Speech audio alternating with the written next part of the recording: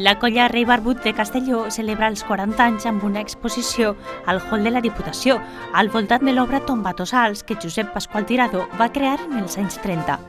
La història sobre este mític gegant s'endinsa en les arrels de la fundació de Castelló i va inspirar el nom de la colla, Rei Barbut.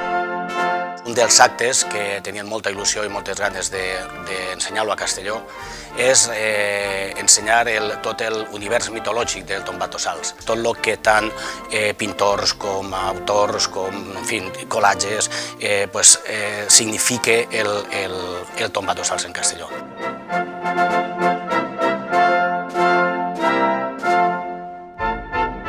Sense l'ajuda de les institucions no podrien difondre el nom de Tombatossals.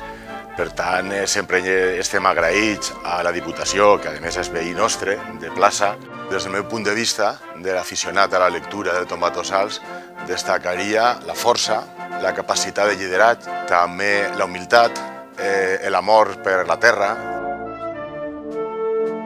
Les festes de la Madalena ajuden a difondre la mitologia castellonenca a partir de molts aspectes, sobretot per la participació de la colla Rei Barbut en el pregó, amb tots els seus personatges. És el millor escenari, possiblement, per a que tot el món conegui la mitologia de Castelló.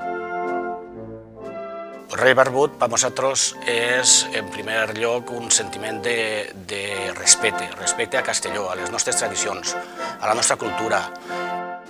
Per a la colla Rei Barbut significa orgull, significa molta responsabilitat. Pense que el que és important és mantenir les tradicions i fer passar als nostres fills o nets les tradicions que han sigut sempre de Castelló.